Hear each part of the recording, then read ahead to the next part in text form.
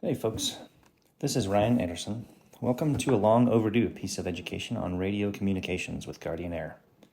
As you can see, I'm trying something a little different, which will hopefully be more engaging for you, and which has certainly been a little more challenging but a lot more fun for me. And why am I the one talking to you? It is definitely not because I'm an expert in this stuff. In fact, I'm sure a couple of you nerds out there could correct me on some of these things, and I welcome it. Rather, it's because I like teaching, and my own insecurity over the years about knowing how the radio works and how to use it well has made me inquisitive. In our line of work, few things make a situation more stressful or dangerous more quickly than ineffective communication. After heaps of questions to those who know more than me, many nights wandering around in the forests with my volunteer search and rescue gig, and enough time spent fiddling with buttons, I think I've collected enough information to teach back to you guys. And I really hope it gives all of us a little more confidence and aptitude in this dynamic and potentially high consequence field. Learning objectives. This module will touch on a few different things. First, we'll cover some basic radio theory. Don't be scared, nothing esoteric, just enough to appreciate and utilize concepts as they relate to the field. Feel free to zone out if you don't want to sound smart at your next dinner party. Next, we'll cover radio etiquette, because this will make us more effective at our work and also better friends. After that, we'll talk about the actual operation of the different radio heads we have in the helicopters, as well as our handheld radios. Next, as a bonus, though it doesn't have much to do with radios, I'm going to share a few tips on how to take advantage of some of the dispatch information we are given, especially for scene calls. We'll end the module with some little scenarios. First, let me show you a couple of flagrantly complex pictures so everything that follows will seem pretty approachable by comparison. The first is a broad conceptual overview of the electromagnetic spectrum, or EM spectrum.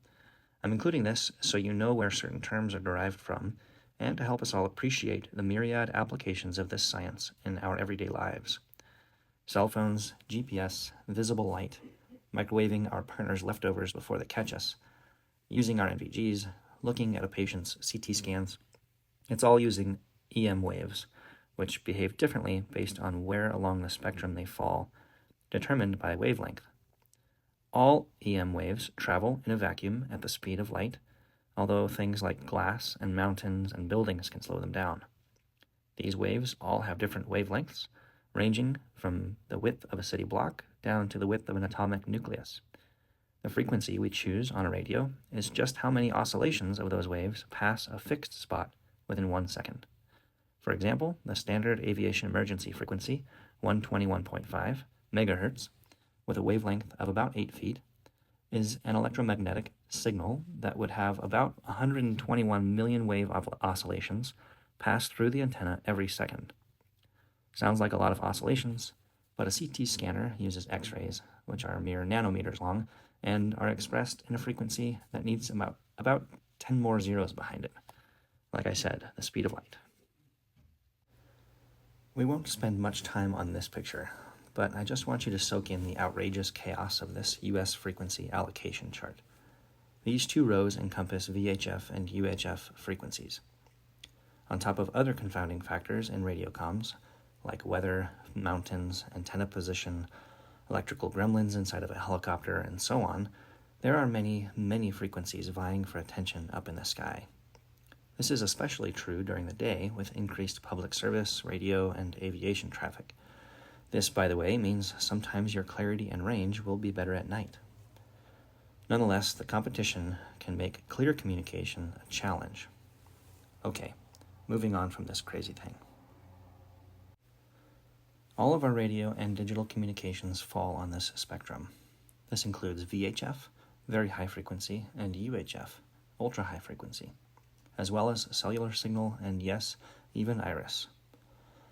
VHF, which has longer wavelengths than UHF, is better for communication over long distances with relatively unobstructed airspace, whereas UHF, with slightly shorter wavelengths, is more often used for smaller distances and with more obstructions.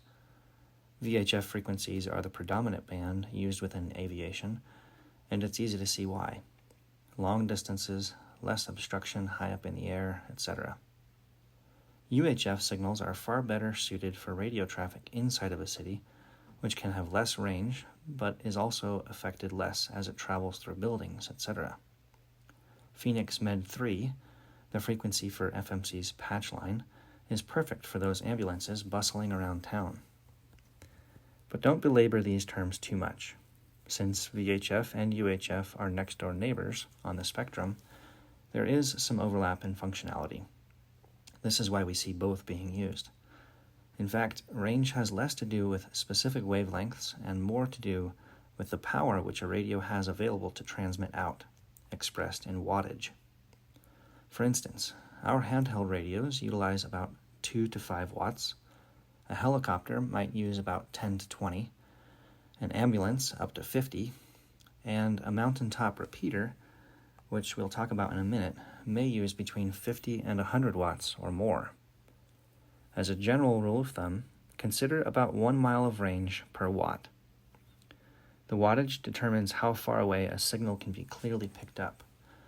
Think of it as how loud your device is able to shout when you transmit on it.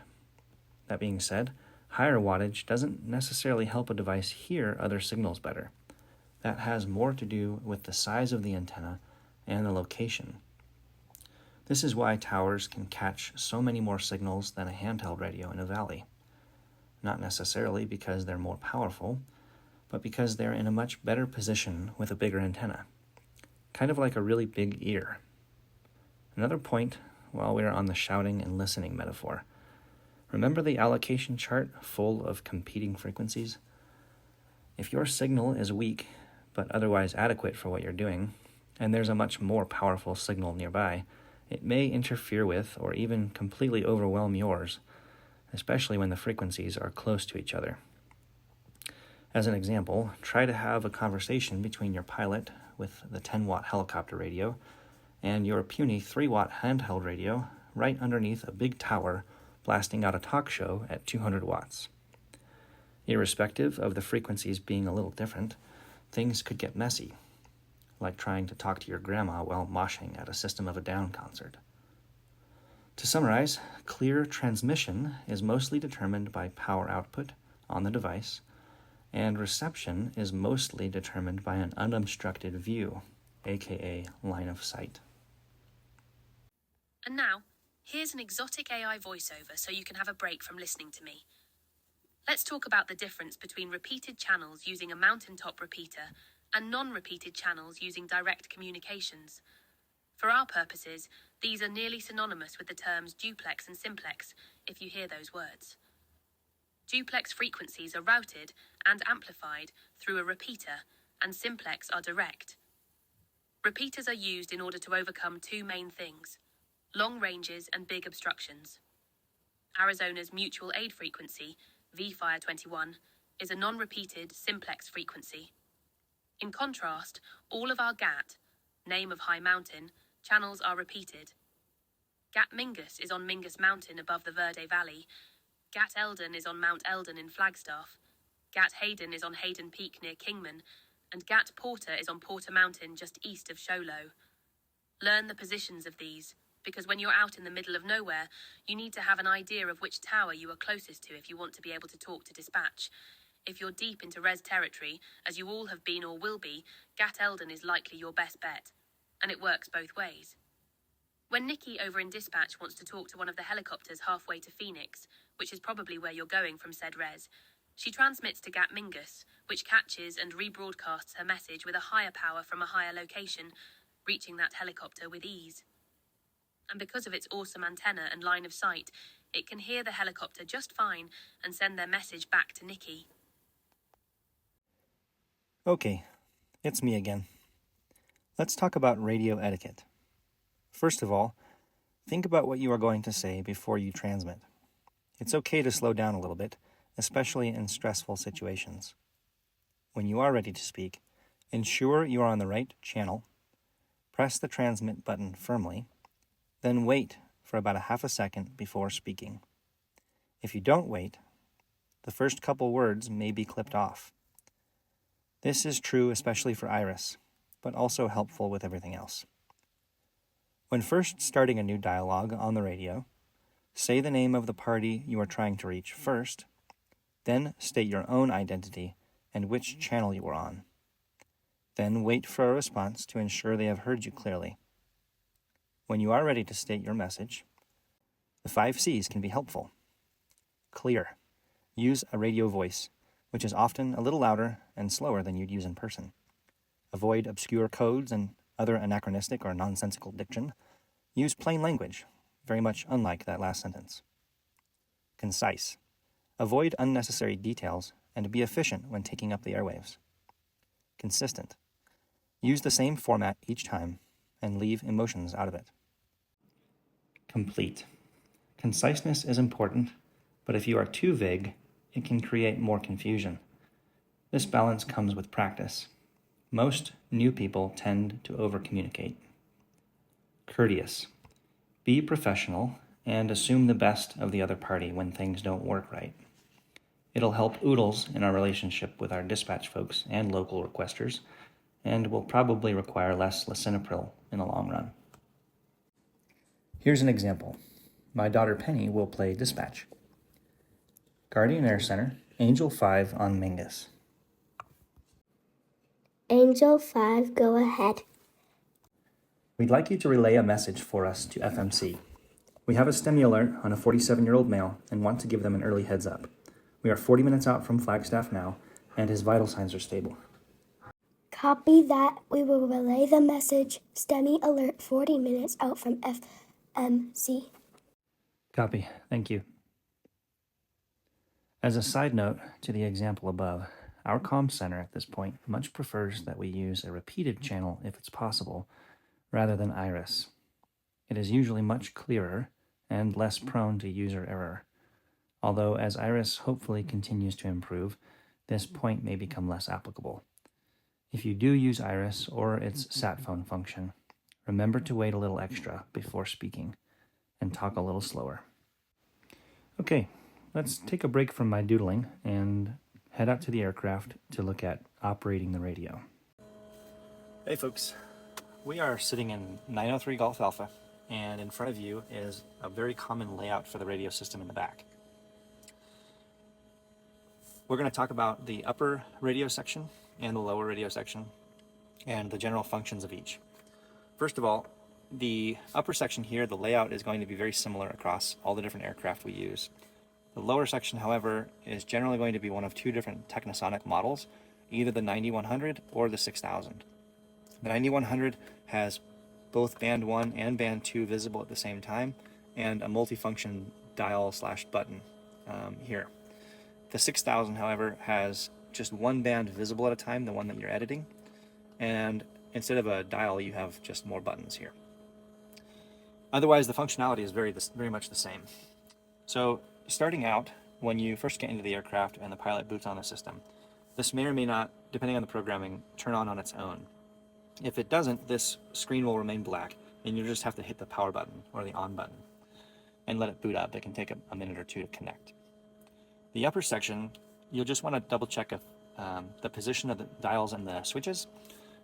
The recommendation is to have both of these volume dials turned up all the way, the Vox to be turned to about 11 o'clock, and then all of these switches, these white switches up top, to be flipped up.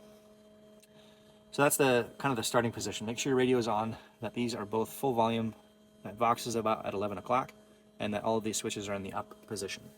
Now let's talk about functionality.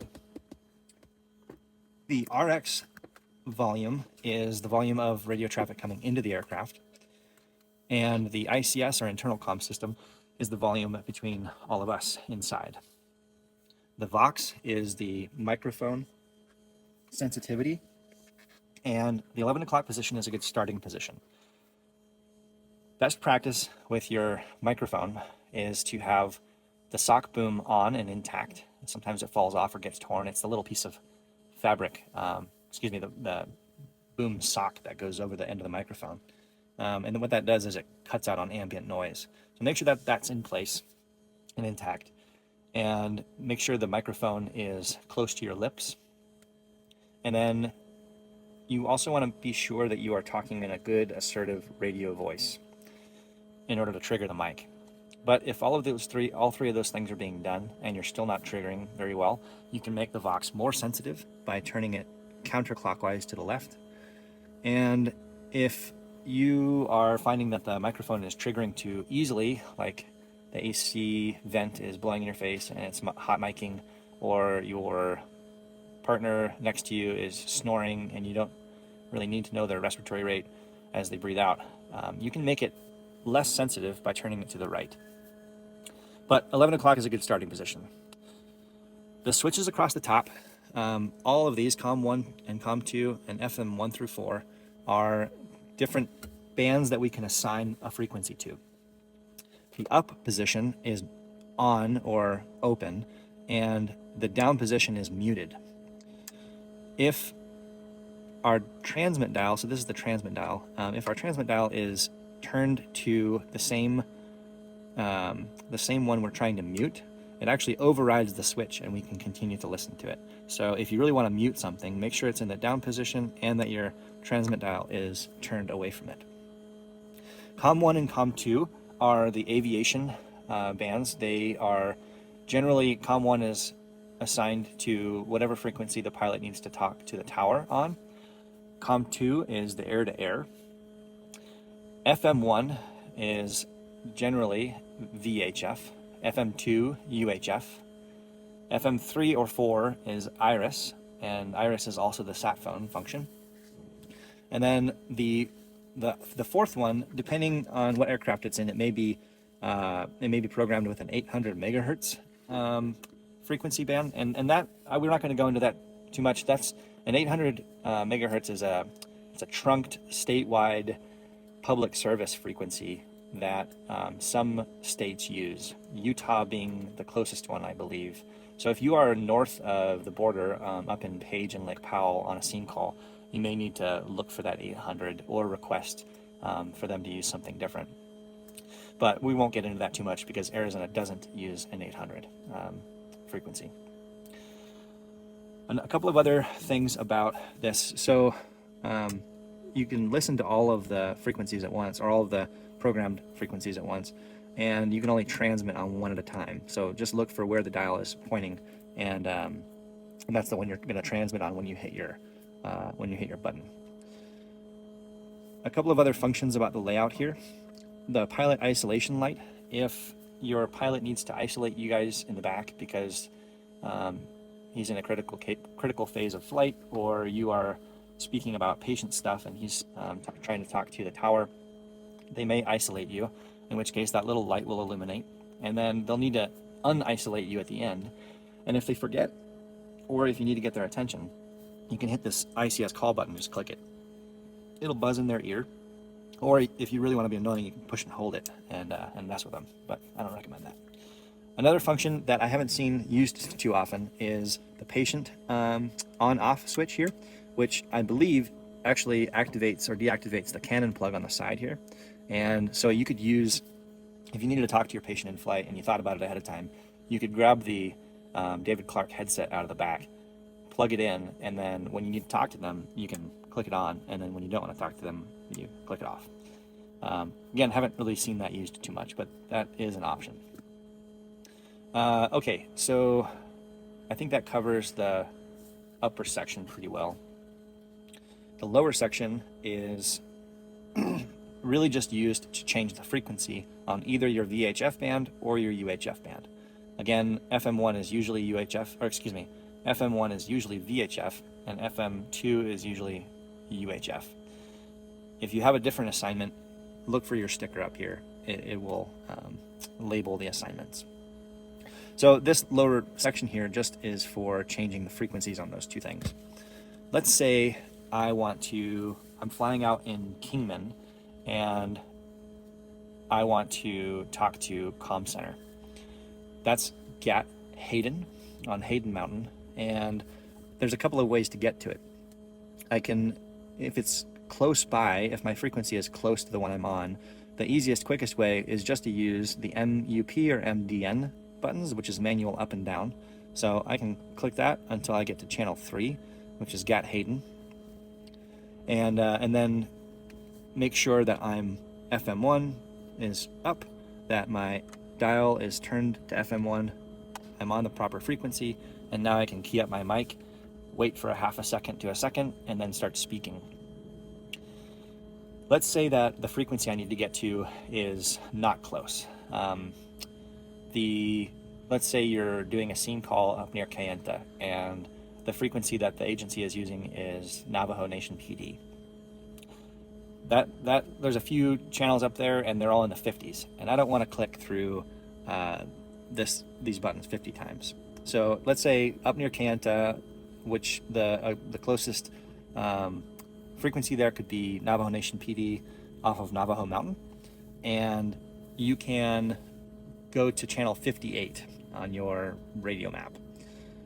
Well, in order to do that, I can click through the power button here, or on the 6000 I would just hit band 1 over and over again, and what it does is it cycles through different options here. So I'm going to click through from channel to zone, numlock, and then RECL, which is recall, and that allows me to enter in the number manually. So let's say 058 Navajo Nation PD Navajo Mountain. I'm going to click this one more time to get it to basically lock in, and now I'm ready to key up on the Navajo Nation frequency. If I want to return back, I can either go through that same process. The home button, I can push and hold it, and it returns me to, in this case, Gat Eldon. Some of the radios I've found only hold that home position temporarily, and when you start to try to reprogram it, it goes back to what it was on before. Some of them stay on the home function. So it's a neat option, but know that some of the radios are just hold that home position temporarily. Otherwise, again, you can go back through and hit RECL, and then you go 001. Oops, I hit 011. Okay, so that's fine, Gat West. Actually, this is a good example. A third way, at least on the 9100 series, to change the channel is to click through until you see channel, and then you can use the dial and rotate down, and then just click again. And now we're back on Gat Eldon. So those are three different ways you can change your frequency within your band. By the way, the VHF frequency band has the bulk of our frequencies we would use for various scene calls. All of our repeated channels to Comm Center are on there: Gat, Hayden, Eldon, Mingus, etc. Mutual Aid is on there, which is channel 7. And a quick note, if I hadn't said it before about Mutual Aid, is that Mutual Aid is a category or a type of frequency assignment. Arizona uses VFire 21 as our Mutual Aid frequency. So if you hear VFire 21, that is synonymous in Arizona with Mutual Aid. Let's say we want to, let's say we're doing a scene call up to Snowbowl, and I don't know if they use Mutual Aid or their own Snowbowl frequencies the most, but one of the Snowbowl frequencies is on UHF, and we need to do a couple of things. One, make sure, so we're going to be talking on FM2, which is the UHF band, so make sure that's clicked up, that our transmit dial is turned to FM2, and then we need to change band 2. So we're going to click band, and now we're editing band 2. On the 6000 series, you just hit band 2, and it'll pop up. But we're going to edit band 2 now, and we can go up until we get to Snowbowl, which I think was 16. Snowbowl. Now I'm using this as an example because if you look on your radio map in your guideline app, it lists a couple of things. One, it lists the channel number, in this case 16. It lists the name that is programmed into the radio head, which is SNW, and then it lists the actual agency name, Snowbowl. So if you have an acronym or a weird frequency name that you're not sure about, be sure to check your radio map, your radio frequency chart in your guidelines app, and you can confer with the actual agency name. And it's a little easier to search for Snowbowl than it is to just remember that somebody took the O out of there for some reason, and try and search SNW. A couple of other little functions on here. Bright and dim. I can make it quite dim, but most of the time we just like to have it bright. The mute button just turns tones on and off. The zone button does not. We only have one zone programmed in here, so we can exit out of that and ignore it. The power button, I was unable to get a very clear answer. If one of you guys knows, then maybe you can let folks know. But what the power button does is it toggles between low power, high power. As we talked about before, when we were covering radio theory, the power outage on the wattage available for the radio helps determine its range. And so if this actually does anything, I would just leave it on high power to optimize range. I forgot one thing. The volume, you can change the volume on a specific band. So if it's too quiet and you have everything maxed out and you're trying to troubleshoot it, click through until you see the volume function, and then you can turn that up or down. Let's do a quick review, and then we'll be done with this little video. So to start out, you want to make sure that your radio is on, that these are both in the full volume position, that this is about 11 o'clock. All of these switches are up. That's a good place to start out. The upper switches tell you what you're listening to or what you have muted. Then you have your transmit dial, which can transmit on only one of these at a time. Your Vox can become more sensitive if you turn left, less sensitive if you turn right. Your ICS, if you are isolated and you need to get a hold of your pilot, just click that. And then if you need to change your frequency, we'll say, okay, we want to patch into Flagstaff, so we're going to open up FM2. We're going to turn to FM2 for the transmit, and we've clicked through the band. We need to go back off of Snowball, and so we can change back down to channel 3 on UHF, and so we can click through. Oops, I don't want to go to the zone. Exit. RECL 003, and now I'm on Phoenix Med 3. I just click that one more time, or several more times, but lock it in. Now we're on Phoenix Med 3. I key up my mic, wait a second, and then patch. Okay, one last note. This is the 6000, and you'll see instead of having a little dial right here, you have on and off, and then B1, 2, 3. This is band 1, 2. We don't have a third band programmed in ours, so if you're just trying to toggle, hold on one sec, buddy. If you're just trying to toggle between VHF and UHF, you just hit band 1 or band 2. And then to get to the RECL function where you can manually enter in higher numbers, you just keep, say I wanted to go to channel 58 on band 1, I just click that until I get to RECL on the screen, and then hit my number, and then hit band 1 again. So anyway, that's the 6000 series. Pretty much everything else is the same. Okay, let's talk real quick about the handheld radio. First of all, I want to show you, these are my kids, or two of them, covered in climbing chalk at the climbing gym. I want to show you the reference on the radio map here. Let's aviation references, radio frequencies. I'm going to scroll all the way down, and here is the chart for portable radio frequencies. You'll notice that they all are grouped by geographical area: Flagstaff, Winslow, Tuba, etc.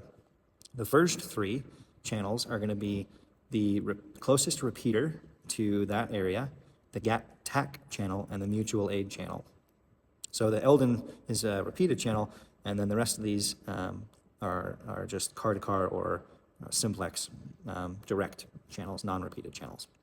But they're all going to have the same pattern, right? So the Verde Valley area near Cottonwood, the channel number 1 is going to be the closest repeater, Mingus, and then GAT-TAC and mutual aid. But beyond that, it's just going to be all of the local agency frequencies for that area. So because we do so much shuffling around with aircraft, you really want to make sure you're on the right channel group for your area. Okay, and I'll show you how to do that in a sec. First things first, powered on with the dial, and that's your volume as well. It takes a minute. and we're going to look at our battery and make sure that's full. This thing is easy to bump, and if it gets turned on and nobody notices, it will drain, and then you'll end up with a dead battery, of course. So always check this as a part of your ship checks when you get on shift. But then this is also the volume control. Okay, the dial up here is your frequency, how you change your frequency. So I'll let you guess which channel group we're on when the frequency one is set to Porter. And you can test yourself on that. But this is how I'm changing frequencies, just clicking through them as I go. And you always want to double check that you're on the right frequency, if I haven't said that enough. But let's go into the menu and make sure we're on the right channel group. So I'm going to go into menu and then go over to zone and click it. And if you thought Sholo, then you were right. The Porter repeater is closest to Sholo. So let's say we want to go, I'm working in Winslow right now, so we're going to hit the Winslow group. And then we can just hit back and be done. Now frequency one is Gat Eldon, and the rest of the other appropriate frequencies that I need for this area. Okay, one other thing on here is you can check if you're having range issues, you can check and make sure that on your radio settings, you are set to high power mode. This is on low power. You can change it to high power if you're having any range issues. It will drain your battery more, of course, but it might be a good troubleshooting tactic. Okay. Beyond that, again, just make sure your battery is fully charged and that you're on the right frequency group. This is the push to talk button over here. And again, you really just want to click it, wait for a second, and then start talking on it, and then let go. So, yep, that about covers it. Before moving on to the scenarios, I want to show everyone some tips on using the info typically included in a scene launch from our dispatch. Here's an example launch page to the Sholo base. Take note of 3 things: coordinates, distance, and heading. The heading says 043M. This is the direction on a 360-degree compass you can expect to travel to the scene from where your helicopter is located. In this case, it's almost exactly northeast from Sholo's helipad. Next, notice the distance. This example is 24.4 nautical miles. Since our 407 helicopters have a cruising speed of approximately 120 knots per hour, or roughly 2 miles per minute, you can estimate your time en route very easily. Divide the distance in half and add a few minutes for takeoff and landing. Using those 2 numbers on the page, you can expect to be traveling northeast for about 15 to 20 minutes before landing and saving lives. Next, enter the coordinates into your favorite map app on your phone, exactly as they are, and it will bring up a pin on the map. Just double check that you've typed it in correctly. You can see the satellite image of the LZ even before lifting from the ground, and make sure it makes sense with the type of situation you've been given. If the coordinates don't match up with the description of the scene, look for errors with your data entry, dispatch's conveyed info, or the requester's provided coordinates. Do this for every scene, and you'll set yourself up to be very useful. Alrighty then, almost there. Ryan got tired of his own voice again, so here I am. Let's work through some practice scenarios before wrapping up. Scenario 1. We are 20 miles out from a scene near the mountains of Greer on a beautiful day to respond to a backpacking octogenarian with chest pain and have just made radio contact with Chief Sluter, who just pulled up to the trailhead and is responding from the radio on his fire truck. He tells you he's going to grab the handheld, be on V-Fire 21, and head in on the trail to try to make patient contact and look for a good LZ. What is V-Fire 21, and what band and channel is it on? It's Arizona's frequency for mutual aid, and it's on VHF Band 1, Channel 7. Here's a bit of a harder question. What's the term used to describe making a radio call when the other side might be able to receive it, but doesn't have the power to transmit a response all the way back to us? And what should we anticipate? It's called making a call in the blind. and we should not get frustrated when he didn't answer any of our questions we asked when we were still 15 miles out. He probably heard you, but couldn't respond because his radio lacks the power to reach you.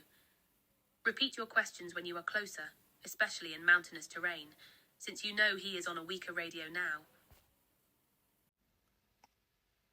Scenario 2. You are stationed at the Tuba City base. Scene launch to the following for a head-on MVA. Pause the video and practice anticipating the direction of travel and time en route, and pull up the reported scene on a satellite image. Your direction of travel and time en route should look something like this: 54 degrees to the northeast and about 25 minutes en route. Your LZ should look something like this.